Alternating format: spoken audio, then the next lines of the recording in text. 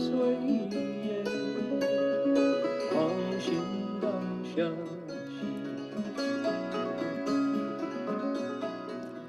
Hey, good morning, everybody. Amitofo. Nice to be with you. My name is Heng. Today is Saturday morning here in the Gold Coast of Australia, October 21st, heading towards Scorpio. And it is Friday afternoon in America, let's see, that would be in California. Yes, it's 1 p.m. there, later in the East Coast. Welcome to our lecture, our exploration of the biography, the life of our grand teacher, Master Empty Cloud. Thank you to the translators who allow me to speak only English, one language. I can focus my thoughts in a single language. I really appreciate that. We have the kindness of translators into both Chinese and Vietnamese. So if you would like to hear a translation into Vietnamese, please go to the notes, go to the chat. You'll find a link that will take you to the Vietnamese translation. 如果大家想听流利的中文普通话的翻译呢，你就可以在那个控制板那里就说interpretation 就有中文 Chinese 就好了。Here on my desktop, I have a nifty weather map of the world. The red dots are places where there has just been an earthquake. The names, Sanba, Norma, and Tammy, are hurricanes, and 5. Here's a hurricane in real time. Here's Australia. You can see the sun has risen. I'm right here in the Gold Coast. And here is down here in the left corner is the International Space Station. By the time our lecture is over, it will have moved here. So, live, real-time world weather map. Cool. All right, now we're about to, okay, good. We're about to have our Dharma request. And today, our Dharma request is shared. The Chinese Dharma request will come from Gao Lifang, who is in Shanghai, and English Dharma request will come from Vera, who is in Sao Paulo, Brazil. All right, we have a Dharma request that spans the globe. Okay, so let me ring the bell 3 times. We can make, let's see, why don't we bring up the Buddha's image here, and we can bow 3 times, and then we will have our Dharma request. Give me a second here. We want to bring up our request software. There we go.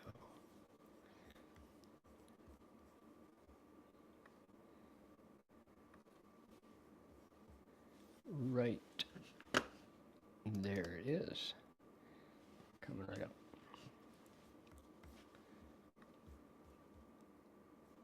Okay. All right, let's bow 3 times. First bow. Second bow. Third bow.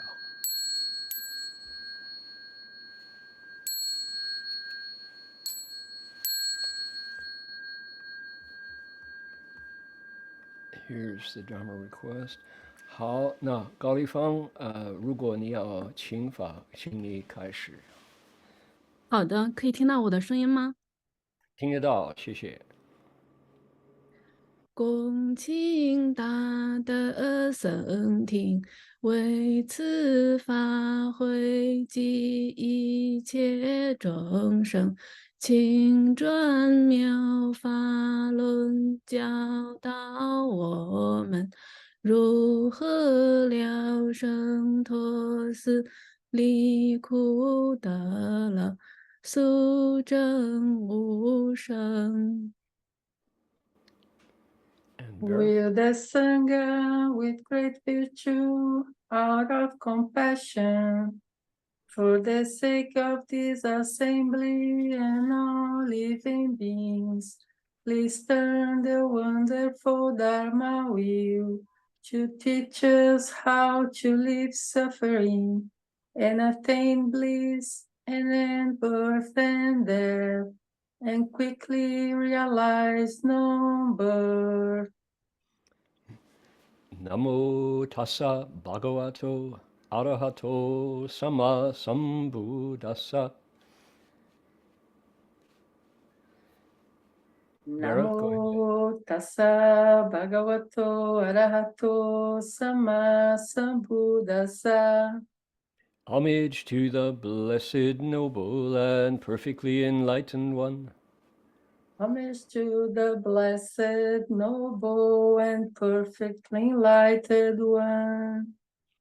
Namo sadanto suchedoye alahadi samyao samputoshe. Namo sadanto. 南 Go ahead. 无萨旦陀苏切多耶阿拉哈帝三藐三菩提歇。好的，无上甚深微妙法，百千万劫难遭遇。我今见闻得受持，愿皆如来真实义。Supreme and wondrous Dharma, subtle and profound, rarely is encountered even in billions of eons. But now we see and hear it and accept it reverently. May we truly understand the Buddha's actual meaning. All right, Amitofo, Kanan, thank you so much. Appreciate the Dharma request from Shanghai and Sao Paulo. That's pretty special. All right. Let's see here. We want to proceed. Today, the lecture could be coming from Berkeley, California, so let's do the Pomo request. Let's do the Ohlone request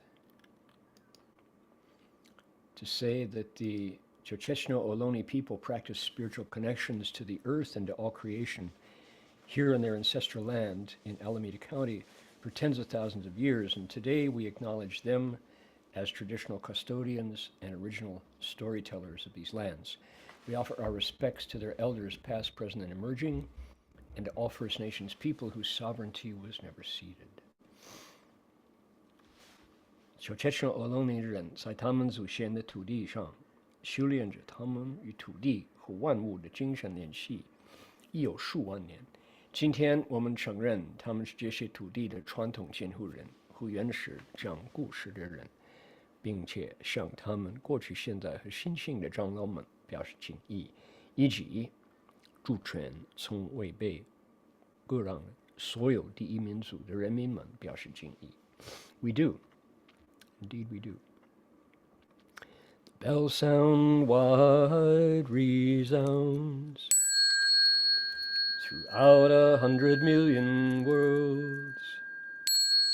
The Buddha's law is heard and spread all throughout the triple world. The wondrous sound that everywhere fill the Dharma realm with peace. May those who hear it gain the strength to follow in faith the Buddha's path. 佛法众生传3000劫内，佛法扬万亿国中，共训启发界和平，利益报他诺厚德。Okay. Well, there we go. All right, let me close that.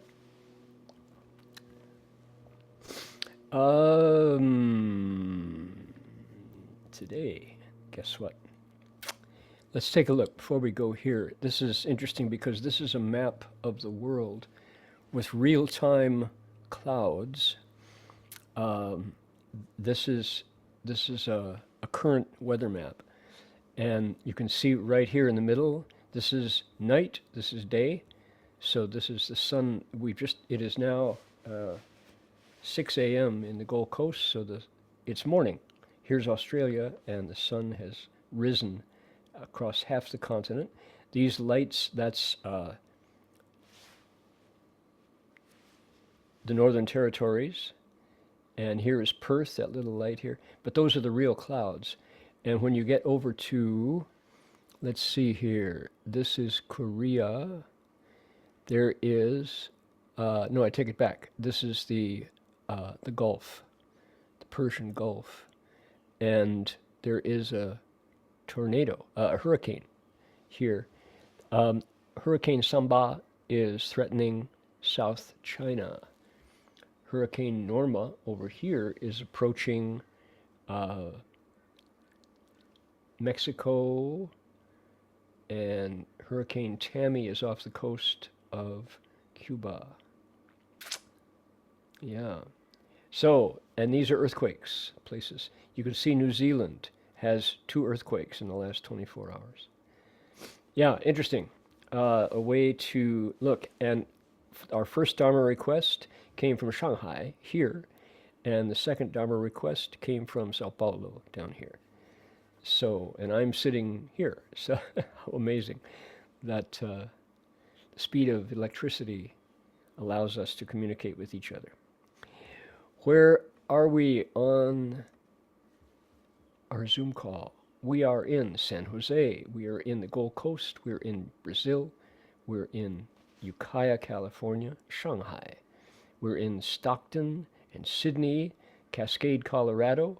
We're in wherever Bogdan is, which might be Poland, because he gave a talk on quantum physics in Poland this last week, which amazed everyone.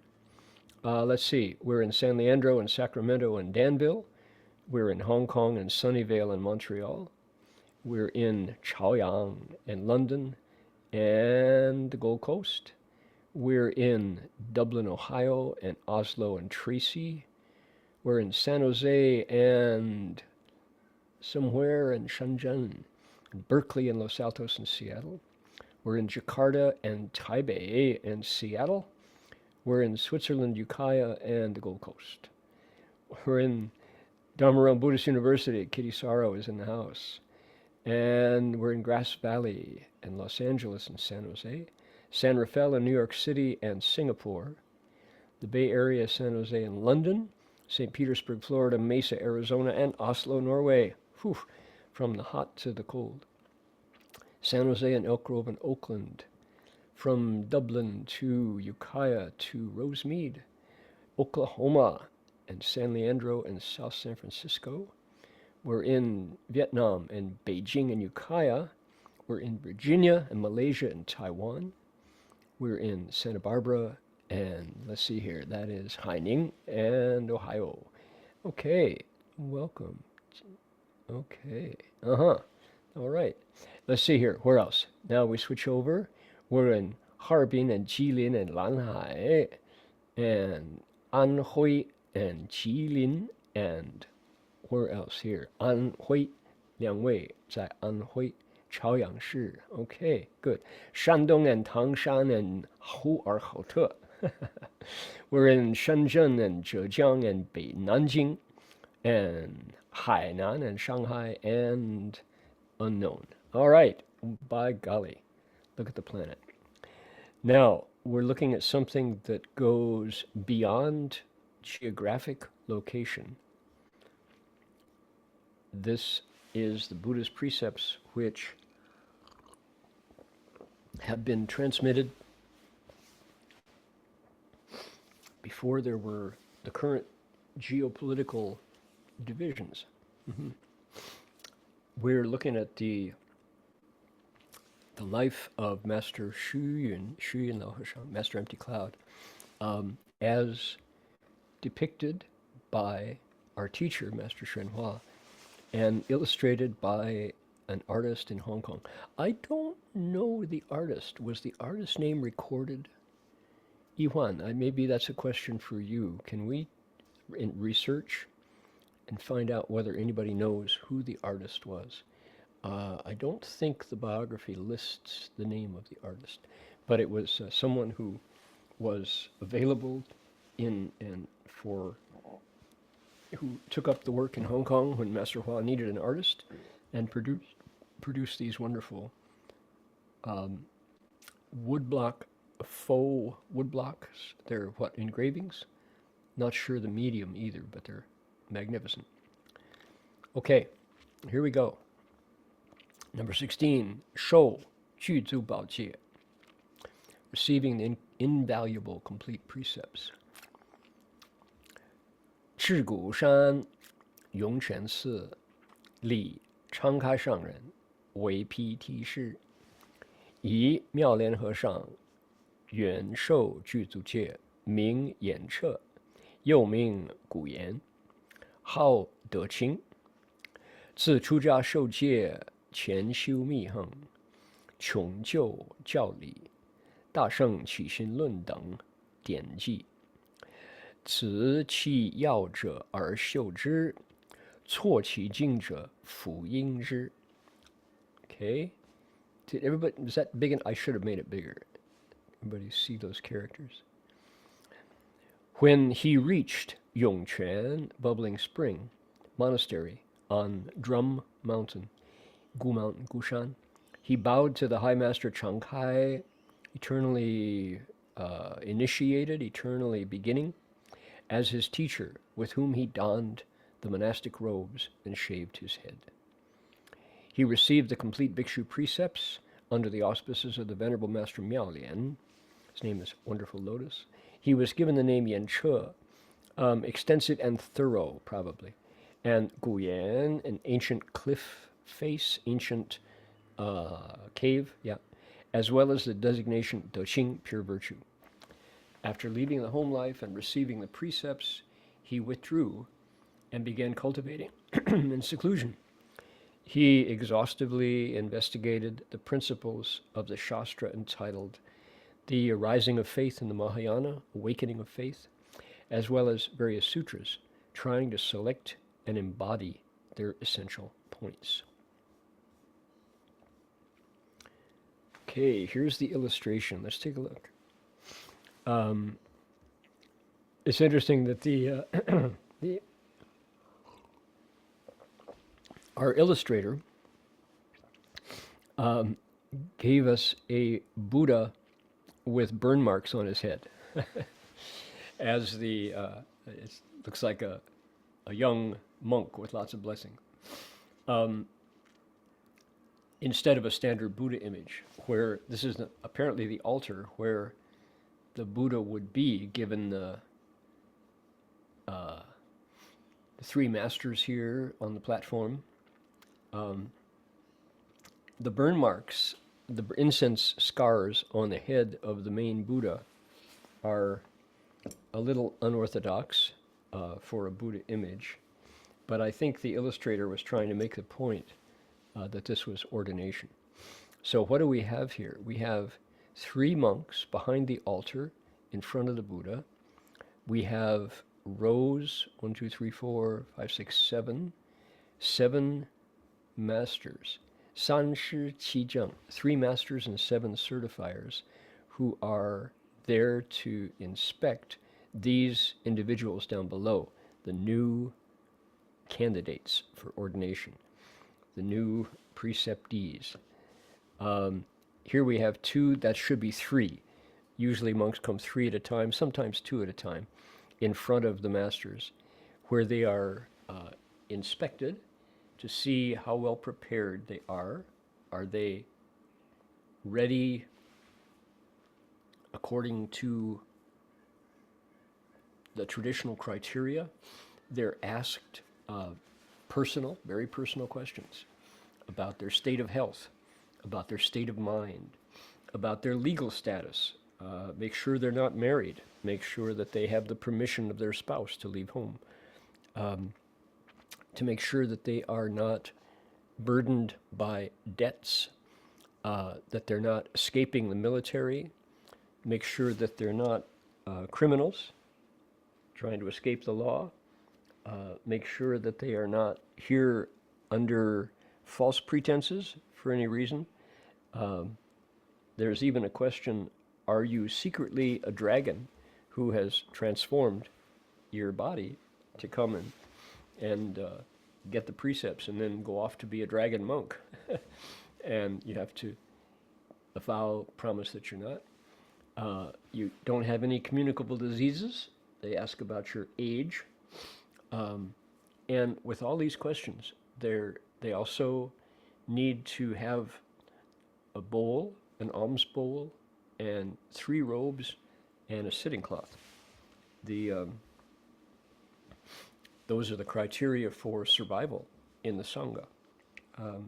If you don't have a bowl, you don't have anything to receive alms.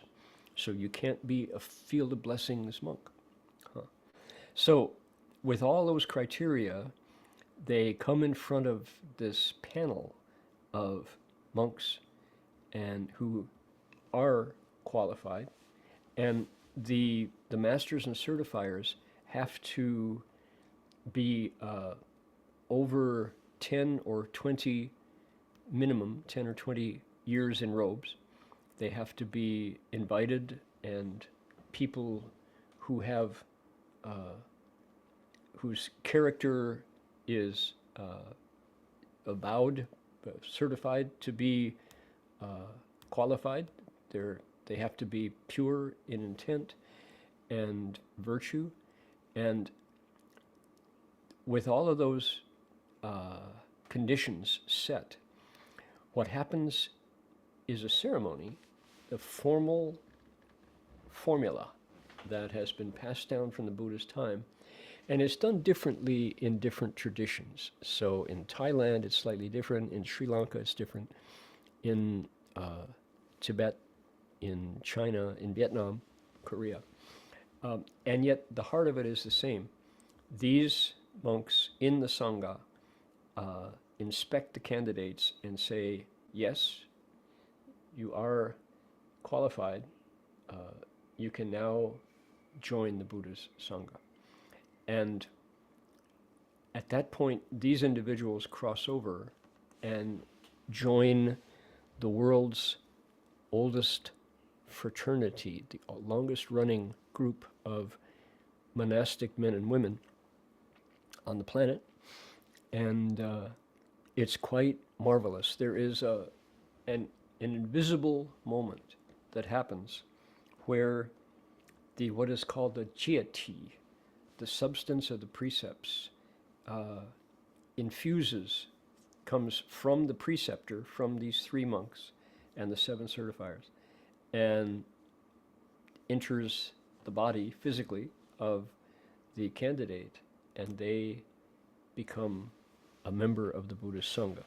And they say that at that point, the demon kings go, curses.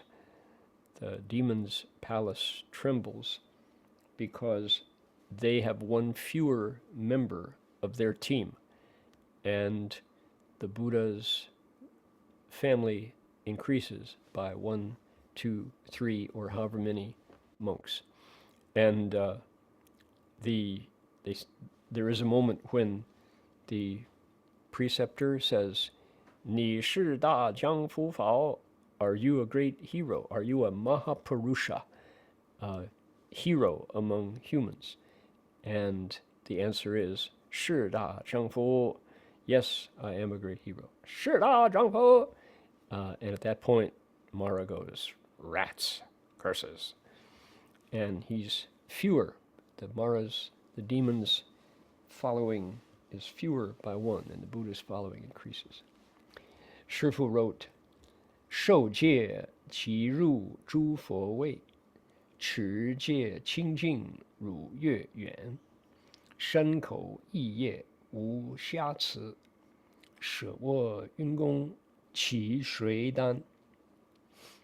He received the precepts and immediately entered the palace, the place of the Buddhas, maintaining the precepts purely and clearly, just like the round full moon. His karma of body, mouth, and mind were free from flaw or blemish. Who else besides our Master Yun could be like that?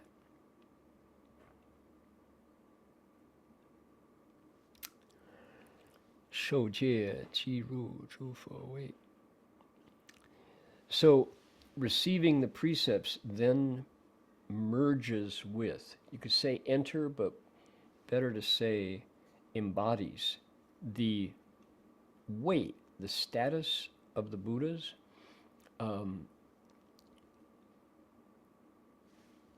that is to say, the only thing between the new preceptee and Buddhas is what covers the nature in,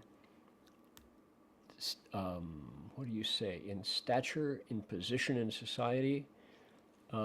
It's like there's a father and a son, and the Buddha is the father, and the bhikshus are the sons. They're on their way to Buddhahood, and they have their Buddha Dharma Sangha. The three jewels are one light, one shining, radiating light. The bhikshus are not Buddhas, but they're in the position. They're there where Buddhas are revered. And yet, you think about this Sangha, it's a revolutionary group. I remember Professor Thurman, Bob Thurman, once at a conference in Boston said the most revolutionary thing about the Buddha's Sangha was that these men were professional non-militants. They were taken out of soldierhood. You don't recruit soldiers for your army. And in terms of the population of a nation, that was the most significant part, was these were men and women who said, I will not go to war. So that's very interesting. So they became non-militants. They became peacekeepers for a lifetime. And the kingdom was fewer by that many soldiers. So in times, that's why in China, the throne, the emperor would limit the number of men who could be ordained, because certainly in times of war, people, the ranks of the Sangha grow when you know that you won't be shot at if you're in robes. So now, did that keep monks from being killed during wartime? No, but you took yourself off the battlefield. Sometimes the battlefield came to you, but you were not going to be set off with a gun to march, to shoot and kill. So, 持戒清净如满月, you uphold, you put those precepts as your priority. That's your first choice, is to not kill, to not steal. 持戒清净, purely, like the round moon. 月圆, like the full moon. This, by the way, this 月, can you see this 1, 2, 3, 4, 5, 1, 2, 3, 4, 6 characters right here? That's a picture of the crescent moon. That's one of the pictograms. If you were to draw the moon as a crescent and make it paintable by a brush, that's what it would look like. Body, mouth, mind, karma, without flaw or blemish. So to live in a way that what? What are the precepts here, and how are they? One way to look at these precepts is to see that this word ye, karma. Karma doesn't mean bad. People think right away, karma, oh man, you got some karma. Yeah, so do you. Everybody has karma, meaning the actions you take. Things we do is karma. Good, bad, or neutral is a judgment that we make based upon your situation, your criteria. Mostly, well, you can't do most. It's good or bad. And every action, every thought, every word puts out vibrations. It's like a rock in a pond. The ripples go out. And precepts are, notice it says, holding those precepts purely, like the perfect round full moon, free of flaw and blemish. That is to say, when you can be 身口意业无瑕疵 this way, it means that the actions that you send into the world do not entangle themselves with others in a way that makes harm, in a way that harms, in a way that brings pain, suffering, regret, revenge, hatred, all those things that unskillful behavior does. Killing, if you kill someone, the result are actions that action of taking someone's life away from their body creates ripples that harm. So obvious, right? And it involves you, it comes back to you as harmful ripples. So that's negative karma. Can you live in a way that your shen, kou, yi, your body, mouth, and mind behavior doesn't put out negative ripples? It's almost, there's no judgment there. It's almost value free. If you want to live in a way that is harmless, ahimsa, as your value, to move through the world without creating those negative ripples, you can. And the precepts are the way. Precepts, the way the Buddha just left them for us, although there's different, I will talk a little bit about that. People know, and the last line is, who but Master Empty Cloud could do it so well? Rhetorical question. So it's interesting that in the history of the Buddha's precepts, they say, the way the Mahayana teaches it, is immediately upon awakening, the Buddha talked about the Avatamsaka Sutra, what he saw through his newly awakened wisdom eyes. He described the universe that now was available to him to see without any interpretation of others. With his own wisdom, he saw the way things are between heaven and earth. The Avatamsaka Sutra, Huayan Jing, contains chapters that are a guidebook to the universe. Yes, indeed. Just like the movie. He's showing us how worlds come into being, how the universe is built. It's the Buddha's cosmology from his eyes. That's part of the opening of the sutra. Our translation group that meets every Monday in California, Tuesday in Australia, is in Chapter 5, the formation of the worlds. At the same time, or sequentially, or next, the Buddha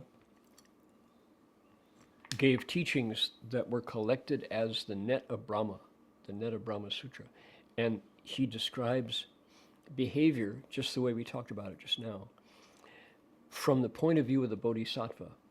So if you apply that standard that I laid out, shen kou yi ye wu xia ci, so body, mouth, and mind that harm no one, that sends out ripples that are free from harm, that when they impact others only benefit them.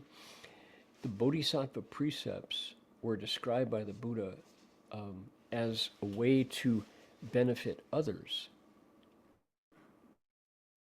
continuing to behave, to act. You could say, okay, well, if I want to live in a way that sends out no ripples, why not just stop? Why not vanish, enter nirvana, and do nothing more? Yeah, can. And that's a noble path. It's still insensitive to the suffering of others. And if you're moved by people you know and care about, who you see the relationship with, who are unaware, they're still completely below the water, they haven't lifted their head up out of the water, then you want to do something to help them. Can you do those things to help others without harm? It's hard. Simply by having a big body, we're liable to harm beings with smaller bodies. So, Bodhisattva precepts found in the Fanwang Jing, the Brahmajala Sutra, the Net of Brahma Sutra, is how to do that. And the instructions have to do with thoughts. The Bodhisattva precepts are kept or held in thought, interestingly. So that's how it's a code that the Buddha, a behavior code that the Buddha left in that sutra. So the sutras kind of come down from the precepts come down from the Buddha. Now, the point I'm making is, when we get to the bhikshu precepts, they didn't arrive that way. The bhikshu and bhikshuni precepts didn't have a code at the start. It wasn't the case that the Buddha said, avoid this and you will live purely. You'll be able to benefit living beings. Instead, the Buddha at the start created the Sangha and then saw over time, as the Sangha grew, oh, this monk did this behavior and that's going to hurt him. That's going to break his precept purity, and he doesn't know. So after this, oh monks, do not do this. Avoid this behavior. Bit by bit by bit, the Buddha got to 250 rules that came entirely from the monks behaving in ways that hurt themselves without being aware, without knowing. So the bhikshu precepts gathered bit by bit. The bodhisattva precepts came down in the sutra from the Buddha's description of the way to speak, think, and act that does no harm and at the same time is able to benefit others. So different approaches to moral codes, to behavior codes. Now, in the Theravada tradition, there are people on the call today who are familiar with it, know much more about it than I do. But the Theravada tradition, the Pali precepts, the Pali Vinaya, is very, very close to the Mahayana Vinaya for bhikshus. There isn't Pali Vinaya for bhikshunis.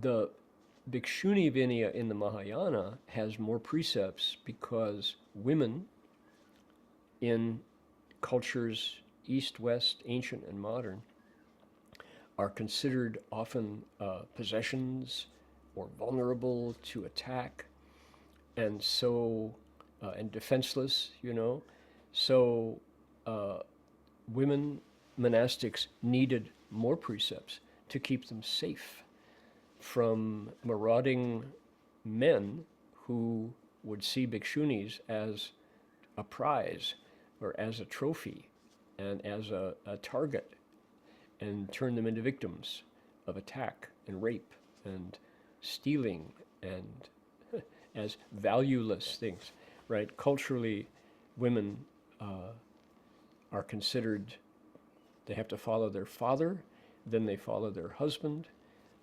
If there are no protecting males around, they're yours. So to be turned into slaves or whatever, what have you, historically. So the Buddha created the Bhikshuni Sangha with more rules. There are 348 rules that nuns live by and recite in order to keep them on the path, to keep them safe, to keep them connected as a community. So how wise was the Buddha? It's easy to misinterpret that the Bhikshunis have more precepts, therefore they're being oppressed by that cruel Buddha, the patriarch. Historically, that's ignorant of how the cultural status of women before they enter the Sangha. So the Buddha wanted to keep them safe all the way to Buddhahood, and he gave them rules to allow them to do it. So this is a little bit about precepts, and it's a fascinating study. The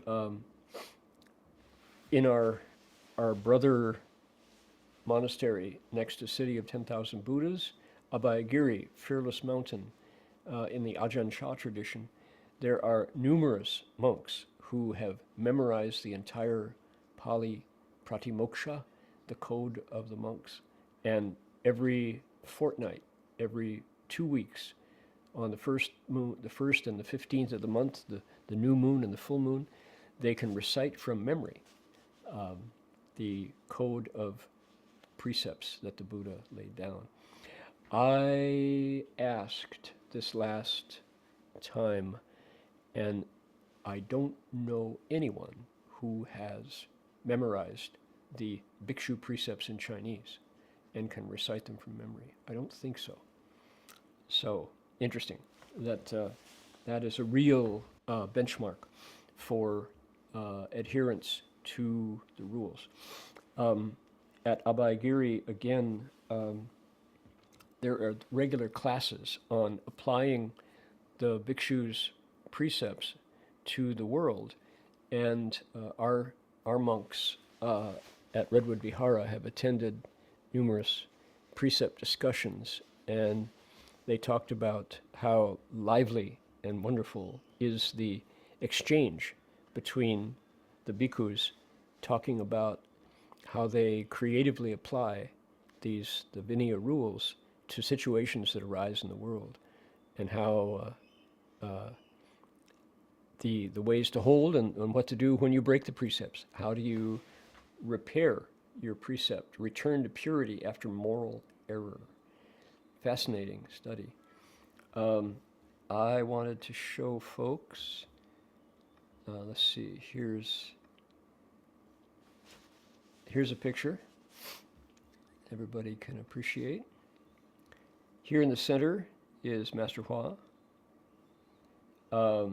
Sitting to Shifu's right is Bhante Dhammawara, who at the time was 100.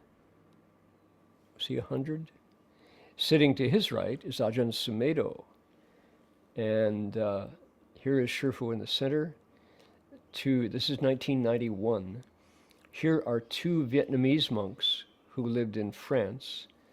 And then here are 2 elders from the Chinese tradition. The row of monks in the front are the monks who ordained. This is me in the back. Monks, this is Master Ming Zhao, a Vietnamese elder. Here is Ajahn Amaro. Here is Bhikshu Heng Chao in the back row. Here's Heng Lai directly behind Shifu. Heng Chi. I think Ajahn Pasano is here.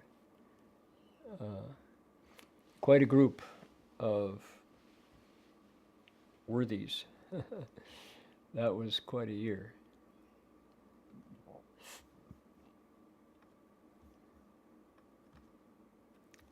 Here is the 13th ordination ceremony for transmission of the complete precepts. City of 10,000 Buddhas. One of the remarkable aspects of Master Hua's vision of how to transmit the precepts is that he did not distinguish between the northern tradition and the southern tradition, Mahayana Theravada. He blended them together to transmit the precepts. So here we have Ajahn Yaniko, and we have Ajahn Pasano, Ajahn Krunadhammo, and wonderful monks. Here's Bhante Shilavimala. So we have Chinese tradition from France, from Taiwan, from the US, from Vietnam, from Sri Lanka, from Thailand, Sri Lanka, America, Hong Kong. Yeah. So here is Jin Yong Shi and Jin Fan Shi and Hong Xing Shi.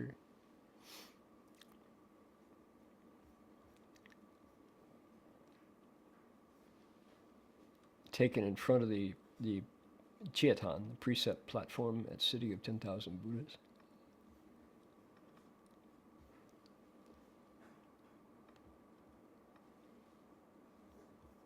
Remarkable photo.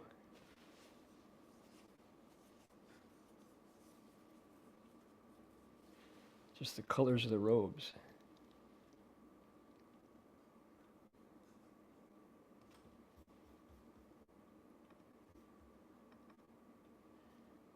Same photo.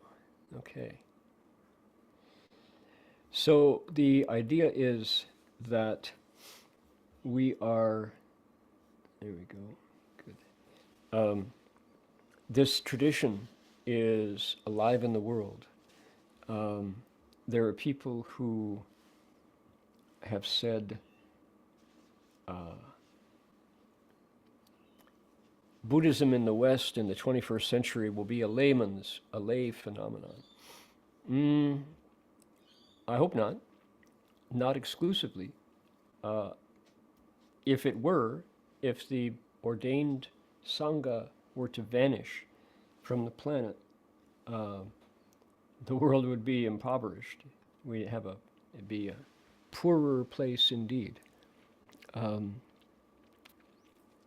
To have 2,500 years of tradition and liturgy and wisdom and just all the things that the Sangha does to preserve blessings for people. In the Thai tradition, in the Thai forest tradition, the place of the bhikshu is understood as a generator of goodness for laity. So that's called field of blessings. And people, I have the experience of being in the village outside of Khao Yai, which is Gaoshan in Chinese. It's a national park in Thailand. At a monastery, and going out in the morning with the bhikkhus to receive alms, and to see the joy on the face of the families who are standing there in a row, waiting for the bhikkhus to come by, so they can put food in our bowls, without conversation, there's no money exchange hands, there's no touching. There's simply this pure act of offering. The monks receive food prepared by the families, and that food goes back and the monks eat it, and that's how they survive. But the families, the kind-hearted father who was holding his baby son, he put the son was, his boy was probably 6 months old, and the father took the rice paddle and put it in the hands of the child and then folded his hands around the baby's hands. So at age 6 months, the child had the experience of offering food to bhikkhus in line, coming through the village. So that early imprint was given to the child so young. They grow up understanding that, as the father smiled and said, any morning that begins with an opportunity to support the livelihood of pure monks, that day had a good beginning, he said. And you could see he meant it. So, yeah, how wonderful. Okay, let's take a look here. So they're called invaluable complete precepts. If you told me when I was in my feckless teens that I would be thriving and functioning in a lifestyle that gave me 5 rules, 10 rules, 250 rules, and then 58 more rules. So the lay, the Shramanera, the Bhikshu, and the Bodhisattva precepts, that I would live in a life described by, limited by, held up by these rules, I would have said, no thanks. Nope, I'm going the other way. Don't fence me in. I want to live free as a bird. That would have been my knee jerk response as a teenager, knowing nothing of the freedom of spirit that comes from building a life based on harmlessness and on benefiting others. That was, my ignorant brain couldn't have conceived of it. And probably that's, you can't avoid you can't avoid judging people who feel that pursuing desire is freedom. That's a path to outflowing and samsara. You get back on the wheel of birth and death because your life force drains away. And you create those negative ripples that come back and take diminish your life, make you old and sick, and carry you away, certainly. And as I say, you don't want to judge. It's not better or worse. It's just unawakened and awakened, darkness or light.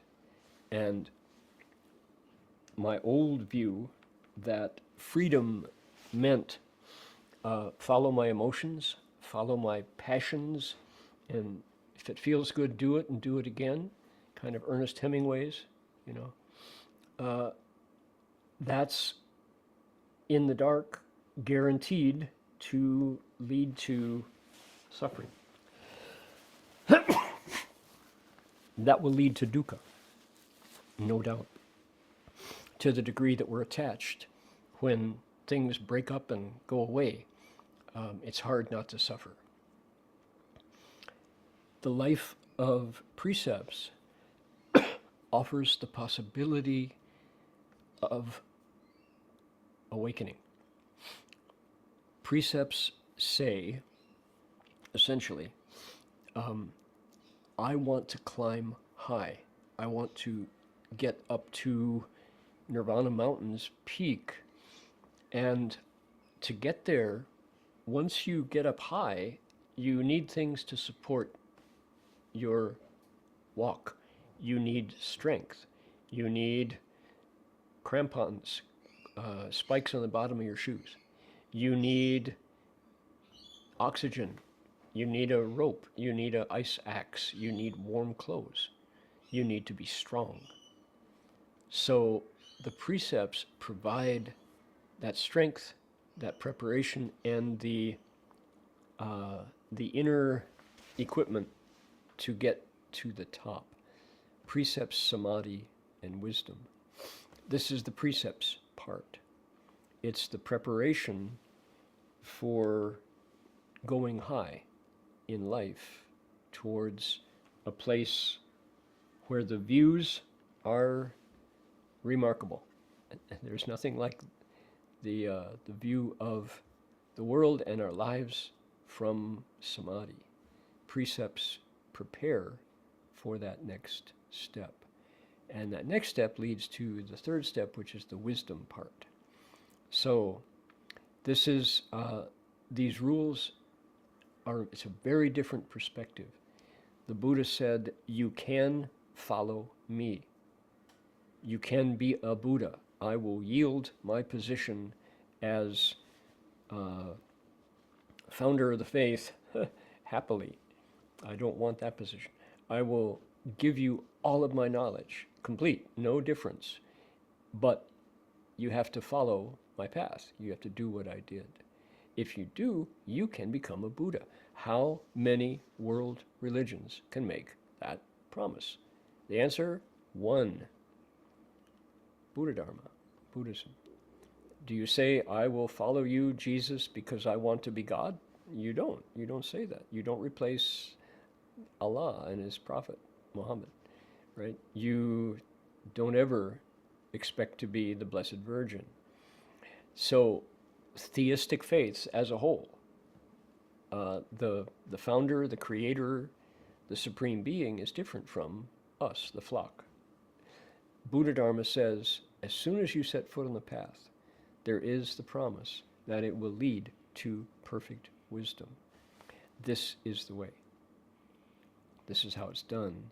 Because why? To get there, you need to transform. You need to train. You need to strengthen.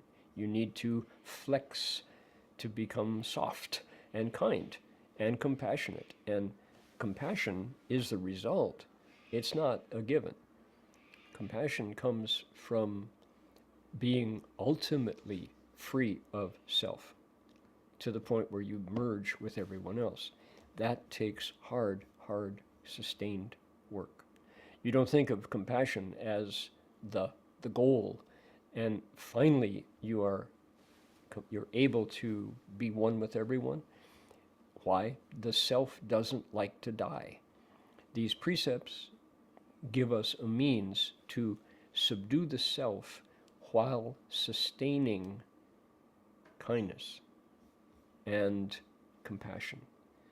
If otherwise, if we just ripped away the self, could we stand? Could we, without the samadhi, could we stand when we see the hells, when we see what people do to each other, when we see the realm of animals? And it would be hard to endure that. So these precepts give us the inner strength to be really compassionate. Okay, go on. Here's the International Space Station, is now up here over Hawaii. It was down here at the beginning of our talk. All right. So this is called Earth Desk, this software that I've got. You know, people asked about, there we go. Let's go to Dharma Radio. People ask about the song Beidzi Pulo Di that begins this webcast. If you would like a copy of Master Empty Cloud Wakes Up for your very own, go to Good Karma Music, do a good deed, share it with us, and pick it out of Dharma Radio, this album right here. We will be happy to send it to you. Let's see here. This boy is 10 years old. He lives in Ohio, doesn't go to a normal school, teaches basic reading. School teachers are not helpful. America blames children when they don't have patience. Boy is angry if his mother checks out a book from the library, refuses to read any English word.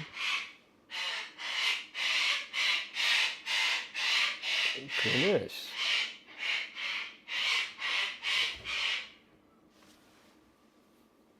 One bird just bit the other bird's wing and wouldn't let him go.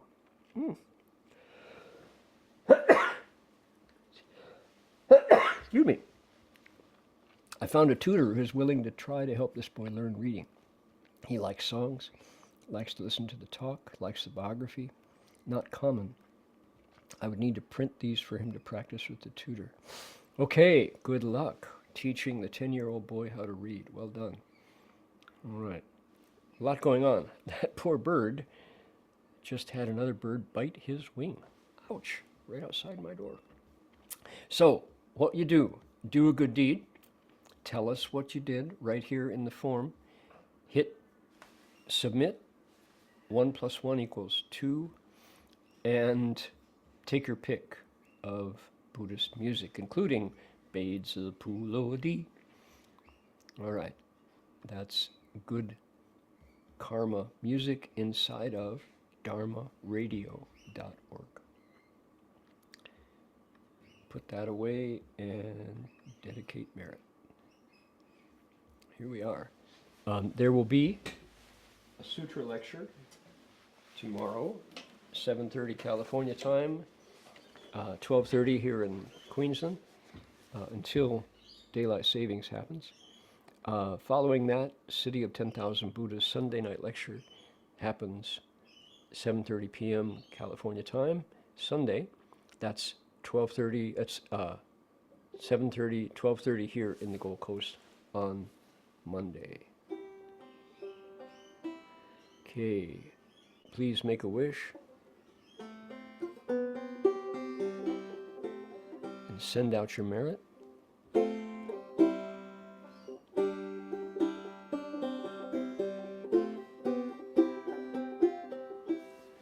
May every living being, our minds as one, radiant with light, share the fruits of peace with hearts of goodness, luminous and bright. If people hear and see how hands and hearts can find in giving unity, may our minds awake to great compassion, wisdom, and to joy. May kindness find reward. May all who sorrow leave their grief and pain. May this boundless light dispel the darkness of our endless night. Because our hearts are one, this world of pain turns into paradise. May all become compassionate and wise. May all become compassionate and wise. May all become compassionate and wise.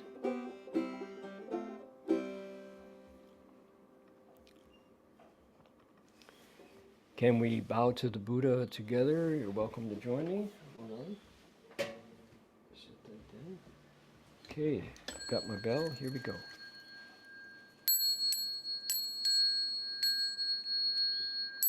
Second bow. Third bow.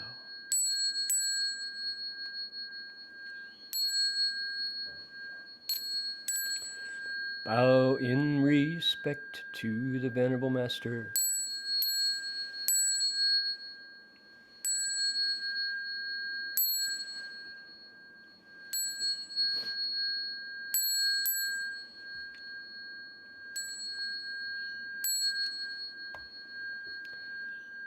That'll do it for us for today. See you all next week. Thanks for joining. Please take care. Be kind to everyone. Hold those precepts. Amitofo.